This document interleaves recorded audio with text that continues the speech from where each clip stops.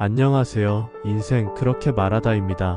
오늘은 그 시절, 그 마음을 통해 우리 모두가 지나온 시간 속 숨겨진 마음들을 함께 들여다보려 합니다. 지나온 인생의 어느 순간, 그때는 몰랐지만 지금 생각하면 소중하고도 애틋한 이야기들. 인생 그렇게 말하다가 전하는 조용한 위로와 공감 속으로 첫 번째 이야기를 시작해 볼까요? 아버지의 말이 버거웠던 17 나는 그 시절의 내가 참 부끄럽습니다. 부끄럽지만 지금도 종종 그때로 돌아가면 그대로일지도 모르겠습니다. 고등학교 2학년이던 어느 날이었습니다.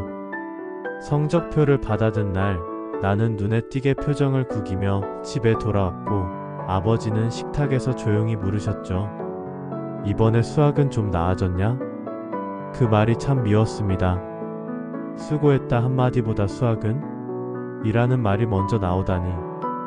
그때 나는 그게 아버지의 무관심이고 기대감이 없는 증거라고 생각했습니다. 그래서 버릇없이 대꾸했죠. 그게 그렇게 중요해요? 아빠는 내가 얼마나 힘든지 알아요? 아버지는 아무 말 없이 조용히 물을 드셨고 저녁 식사는 어색하게 끝났습니다. 그날 이후 한동안 우리는 말이 없었습니다. 말을 꺼내는 것도 눈을 마주치는 것도 어색했죠. 그러다 몇 달 뒤 학교에서 급하게 가족 상담 문서를 받았습니다. 부모님 서명을 받아야 했는데 어머니가 바쁘셔서 아버지께 드렸죠. 그 양식 맨 끝, 자녀에 대한 부모님의 한마디라는 칸에 아버지는 이렇게 적으셨더군요. 열심히 살아줘서 고맙다. 힘든 티는 내지 않지만 나는 알고 있다.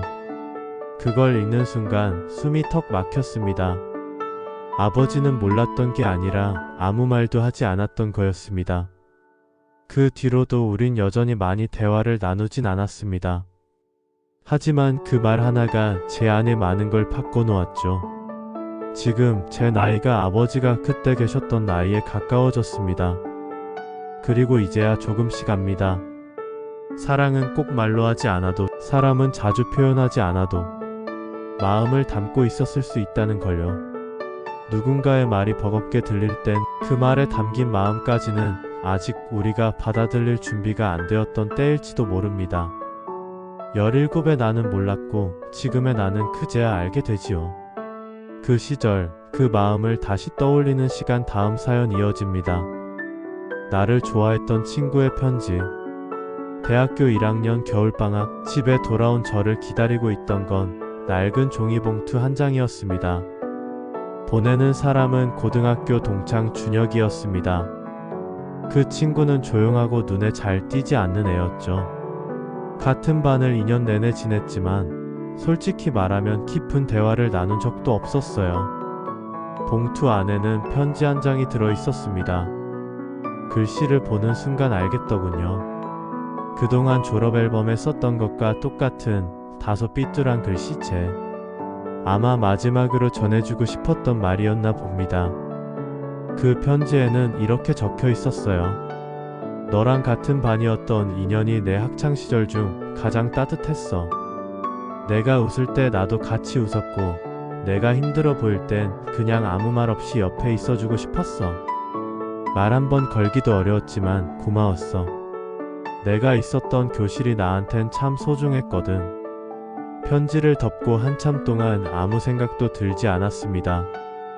그 친구는 늘 교실 뒤쪽 창가 자리에 앉아 있었고 늘 조용히 듣고 조용히 웃고 조용히 사라지는 사람이었는데 그 친구 눈엔 내가 그런 존재였구나 싶었습니다. 고등학교 시절 내내 나는 늘 누군가에게 뒤처지지 않으려고 애쓰고 버티고 불안해하면서 살았습니다.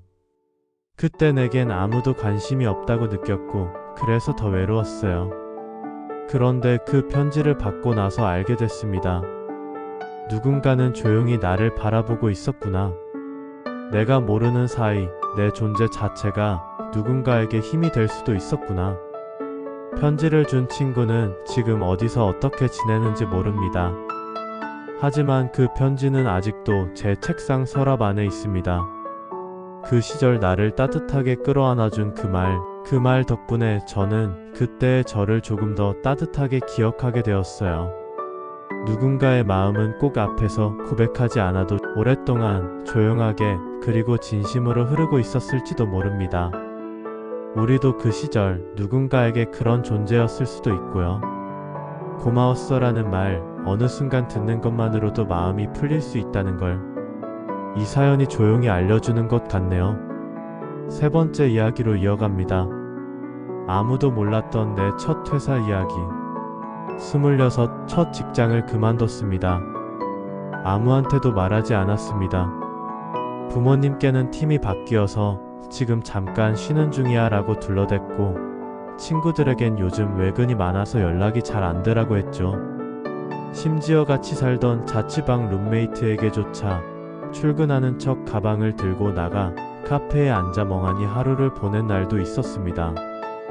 사직서를 낸 날 팀장은 말없이 제 손을 한번 꼭 잡아주었고, 인사팀 과장은 잘 버텼어요. 한마디를 남겨주었습니다. 그 한마디가 왜 그렇게 아프게 들렸는지 모릅니다. 정말 잘 버텼을까 내가? 사표를 내고 나오던 엘리베이터 안에서 거울에 비친 제 얼굴을 보며 생각했습니다. 이 얼굴로 매일 아침 웃으며 안녕하세요 했구나.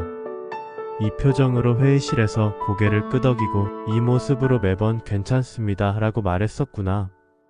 사실 하나도 괜찮지 않았습니다.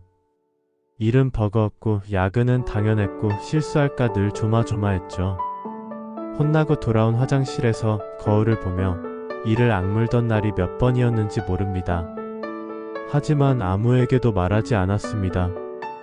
말하면 지는 것 같았고 나만 못난 사람 같았으니까요. 퇴사하고 한동안은 아무것도 하지 않았습니다. 그러다 우연히 작은 독립서점에 들어갔고, 그곳에서 지금 힘든 당신은 잘 살고 있는 거예요 라는 책 제목을 봤습니다. 그 문장을 본 순간 눈물이 왈칵 쏟아졌습니다. 누가 나한테 그런 말을 해준 적이 없었거든요. 그 말은 꼭 오래 기다렸던 위로처럼 제 마음을 두드렸습니다. 지금은 새로운 일을 하고 있습니다.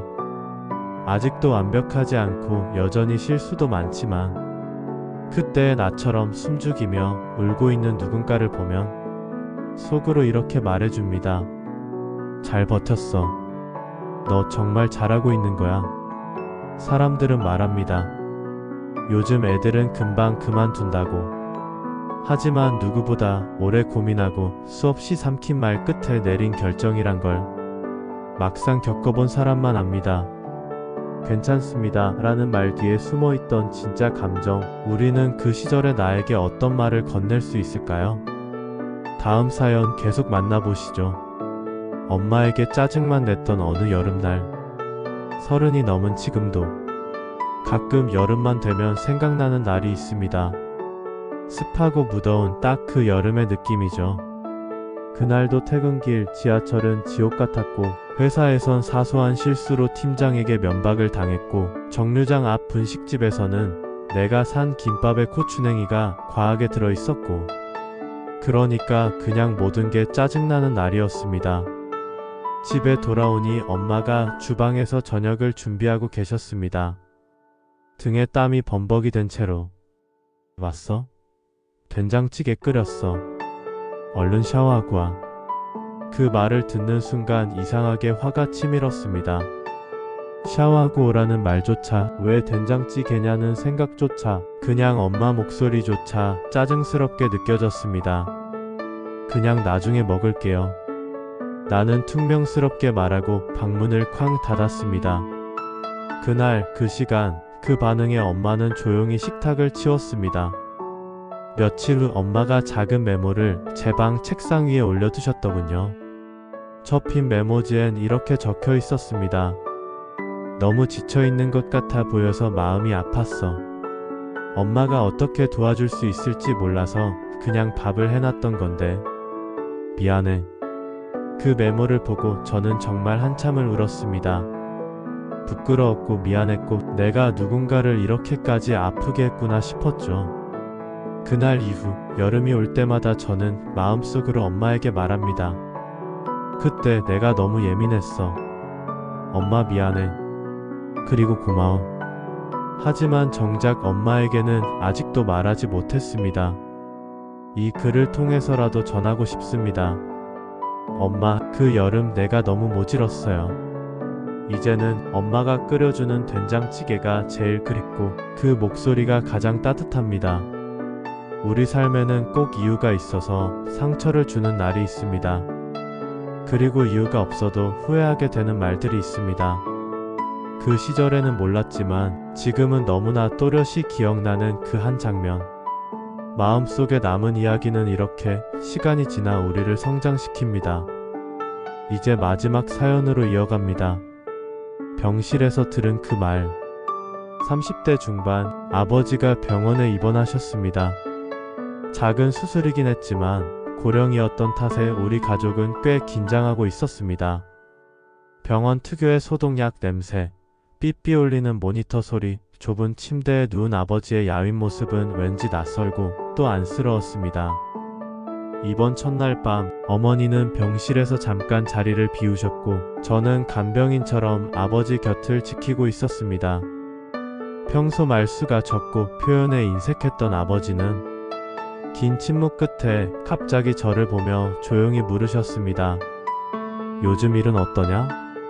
그 질문이 왜 그렇게 낯설었는지 모릅니다. 일에 대해 제 고민에 대해 아버지와 나눈 대화는 거의 없었거든요. 그냥 그런 대로요. 저는 대답을 얼버무렸습니다. 아버지는 고개를 천천히 끄덕이시더니 이렇게 말씀하셨습니다. 나는 내가 뭘 하든 괜찮다. 내가 내 삶을 살아가는 게 그냥 자랑스럽다.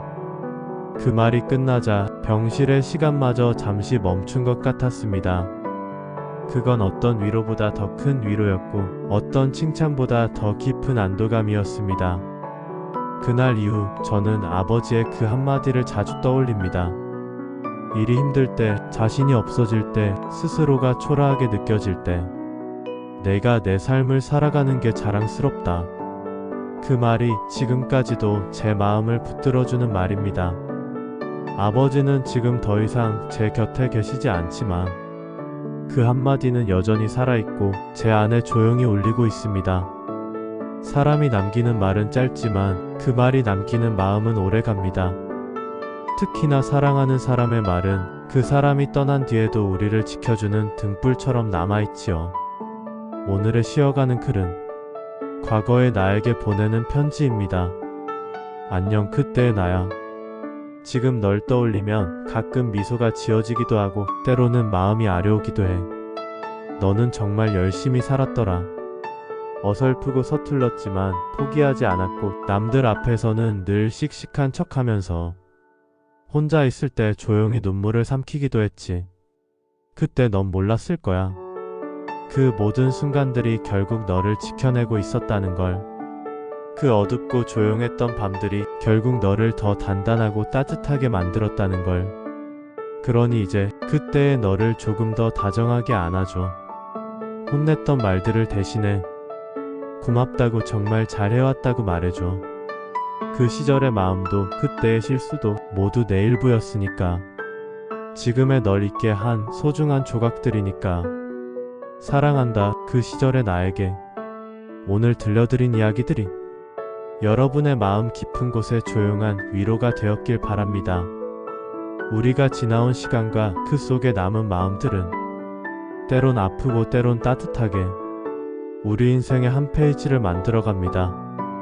인생 그렇게 말하다는 앞으로도 여러분의 삶에 공감과 힘이 되는 이야기들을 조용히 진심을 담아 전해드리겠습니다. 다음 시간에도 우리 함께 그 시절의 마음을 돌아보며 작지만 소중한 위로를 나눠요. 지금까지 함께 해주셔서 고맙습니다. 안녕히 계세요.